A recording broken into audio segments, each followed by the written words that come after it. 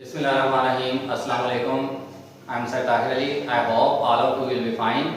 जी बेटा, आज मैं आपको 10th क्लास के कंप्यूटर का लेक्चर नंबर 14 डिलीवर करने जा रहा हूँ। इससे पहले मैं आपको 13 लेक्चर दे चुका हूँ। आज का जो हमारा टॉपिक है वो है स्ट्रक्चर ऑफ बेसिक प्रोग्राम और rules for writing programming in basic. ये इंतहाई इम्पोर्टेंट टॉपिक है आपका, क्योंकि ये मोस्ट इम्पोर्टेंट क्वेश्चन है आपका। बोर्ड के एग्जाम के अंदर बार बार ये क्वेश्चन रिपीट होता है और लाजमी तौर पर आता है। फर्स्ट शिफ्ट में आ जाता है, कभी सेकंड शिफ्ट में आ जाता है, लेकिन ये आता लाजमी है। क्वेश्चन जो है इंतहाई इंपॉर्टेंट है, इसको आपने अच्छे तरीके से करना है। सबसे पहले देखते हैं स्ट्रक्चर और बेसिक प्रोग्राम। बेसिक प्रोग्राम का ढांचा, स्ट्रक्चर बेसिक प्रोग्राम का ढांचा। Basic is a high level programming language. Basic जो है वो आपकी हाई लेवल प्रोग्रामिंग लैंग्वेज है। आपने 9th क्लास के अंदर पढ़ा हुआ है कि दो तरह की लैंग्वेजेस होती हैं, लो लेवल लैंग्वेज और हाई लेवल लैंग्वेज। दोनों में डिफरेंस क्या था मैंने आपको जो है डिटेल से पहले भी करवाया हुआ है। High level language easily understandable होती है ह्यूमंस के लिए, इंसानों के लिए, जबकि डिफिकल्ट होती है आपके कंप्यूटर के लिए। जबकि low level language easily understandable होती है आपके कंप्यूटर के लिए, लेकिन डिफिकल्ट होती है समझना इंसानों को। ये डिफरेंस मैंने आपको पहले भी डिटेल से इसके ऊपर टॉपिक के ऊपर बात हो चुकी है 9th क्लास के अंदर। बेसिक जो प्रोग्राम है ये हाई लेवल प्रोग्रामिंग लैंग्वेज के ऊपर डिपेंड करते हैं, यानी आपका basic programme high level language के जरिए ही सारा ऑपरेट किया जाता है। जितनी भी कमांड है आप हाई लेवल लैंग्वेज में देते हैं। हाई लेवल लैंग्वेज कौन सी है? जो आप नॉर्मली तौर पर लिखते हैं इंग्लिश के अंदर, जितनी भी आप लिखते हैं, जो हमारी इंग्लिश लैंग्वेज है उसमें जो भी टाइप करते हैं आप सिंपल लैंग्वेज, वो आपकी हाई लेवल लैंग्वेज के अंदर आएगी। It is very easy to write program in BASIC. इस तरह से बेसिक के अंदर प्रोग्राम का लिखना इंतहाई इजी हो जाता है, आसान हो जाता है। The structure of BASIC program is very simple. BASIC program का जो स्ट्रक्चर है वो बहुत ज्यादा सादा है। The statement of program written in BASIC are like the English language statement. जो स्टेटमेंट्स हैं बेसिक प्रोग्राम की वो ऐसे ही हैं जैसे इंग्लिश लैंग्वेज की स्टेटमेंट्स होती हैं। जैसे हम आम बोलचाल के अंदर वर्ड्स यूज करते हैं, लाइंस यूज करते हैं, सेंटेंसेस यूज करते हैं इंग्लिश के, वही बेसिक प्रोग्राम का भी वैसे ही प्रोग्राम है आपका। उसी लैंग्वेज के अंदर आपने सिंपल उसको टाइप करना होता है।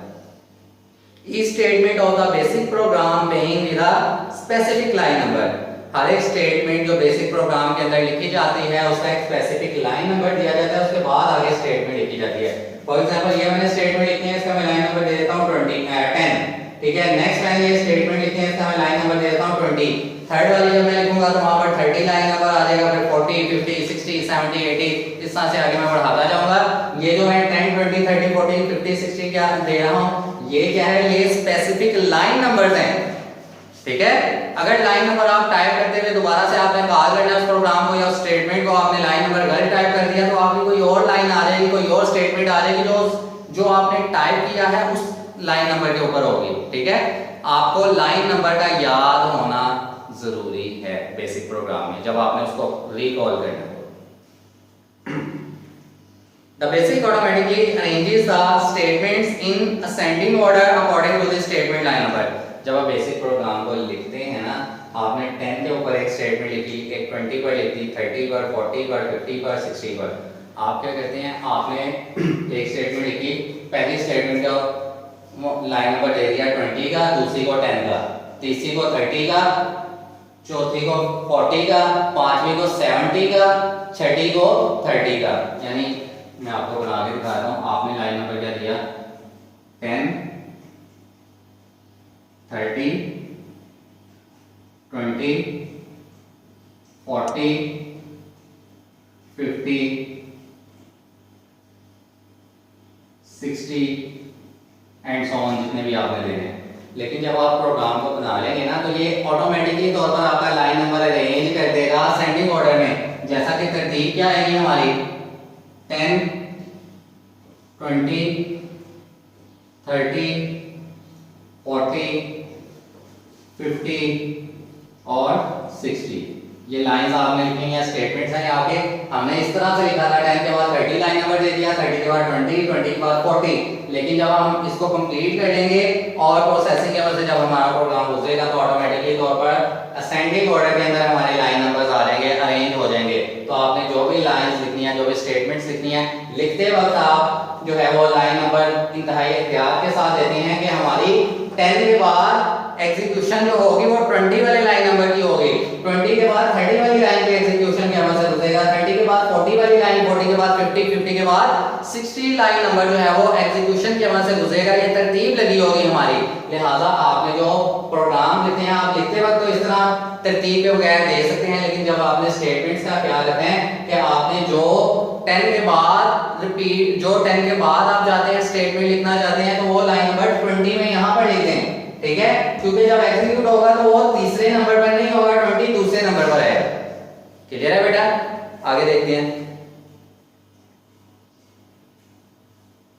The statements are executed in ascending order of line number, ये मैंने आपको समझा दिया इस तरह से। नेक्स्ट है हमारा rules for writing program in BASIC. BASIC program लिखने के लिए रूल्स, उसके rules for writing program in BASIC, BASIC program के असूल 6 रूल्स दिए गए हैं। फर्स्ट है हमारा every BASIC program statements must begin with a line number. हर एक जो बेसिक प्रोग्राम है उसको लाजमी तौर पर लाइन नंबर देना चाहिए आपको, उसके बगैर ये नहीं होगा। Number 2, the line number of each statement must be different. हर एक लाइन का, हर एक स्टेटमेंट का लाइन नंबर डिफरेंट होना चाहिए। ये नहीं है कि इस स्टेटमेंट का लाइन नंबर 10 है तो यहाँ पर भी लाइन नंबर 10 आ जाए। अगर ऐसा करते हैं आप तो प्रीवियस जो आपकी लाइन थी, प्रीवियस जो आपकी स्टेटमेंट थी वो खत्म हो जाएगी और उसकी जगह पर जो बाद में आपने लिखी है वो आ जाएगी, ठीक है, ओवरराइट हो जाएगा, प्रीवियस खत्म हो जाएगी और जो बाद में लिखा गया है वो आपके पास सेव हो जाएगा। लिहाजा आपने लाइन नंबर को रिपीट नहीं करना। अगर 2 डिफरेंट स्टेटमेंट्स हैं तो उनके लिए लाइन नंबर भी डिफरेंट ही आएंगे, सेम कभी भी नहीं आएगा। More than one statement can be written on a single line number, but they must be separated by column. एक लाइन नंबर के साथ एक से ज्यादा स्टेटमेंट्स लिखी जा सकती हैं। फॉर एग्जांपल मैं कहता हूं कि जो लाइन नंबर 10 है यहाँ पर 2 स्टेटमेंट्स लिखना चाहता हूं मैं एक ही बजाय, तो इस तरह से डॉट और कॉमा और आगे स्टेटमेंट लिख दी। मैं चाहता हूं एक और लिख दूं, 3 लिख दूं, फिर इस तरह से डॉट कॉमा लगेगा और आगे लिख दूंगा। मैं चाहता हूं एक और 4 स्टेटमेंट्स लिख दूं इसी लाइन के अंदर, ठीक है, तो इस तरह से लगाकर मैं एक और लिख दूंगा, 1 2 3 और ये आगे चौथी स्टेटमेंट। यानी जितनी मैं एक से ज्यादा स्टेटमेंट्स एक लाइन नंबर के साथ लिख सकते हैं, लेकिन इसको सेपरेट करना पड़ेगा हमें separated by column, column sign के साथ। कॉलम साइन कौन सा होता है? ये जो 2 डॉट्स होते हैं ऊपर नीचे, इसको कॉलम साइन कहते हैं।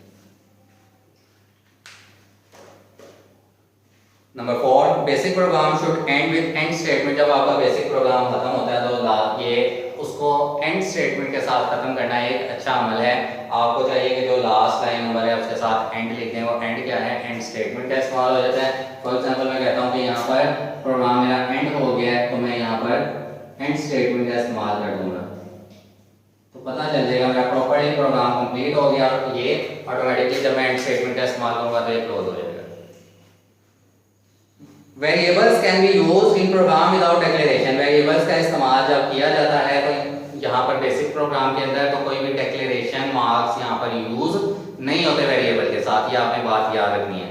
और number 6, the statement line number of program should be written in ascending order. जो प्रोग्राम्स की स्टेटमेंट्स हैं वो असेंडिंग ऑर्डर के अंदर होती हैं। मैं ऑलरेडी आपको बता चुका हूं, लिहाजा इसकी तरतीब लिखते वक्त आपने याद रखनी है कि 10 के ऊपर कौन सी स्टेटमेंट आएगी, 20 के ऊपर कौन सी आएगी, 30 के ऊपर कौन सी आएगी। अगर बेतरतीब लिखेंगे तो प्रोग्राम आपका खराब हो जाएगा, गलत हो जाएगा। ये इंतहाई अहम पॉइंट है कि आपने तरतीब याद रखनी है असेंडिंग ऑर्डर की प्रोग्राम लिखते वक्त, because statements are executed in ascending order of line number. जी बेटा, ये आज का हमारा टॉपिक था। आपकी होम असाइनमेंट भी है, आपने नीट एंड क्लीन अपनी कॉपीज के ऊपर इसको सॉल्व करके और मुझे तस्वीर इनबॉक्स कर देनी है। इंशाल्लाह मैं उसको चेक करके आपको रिप्लाई कर दूंगा। नेक्स्ट लेक्चर तक के लिए इतना ही। अपना बहुत सा ख्याल रखिएगा। अल्लाह हाफिज़।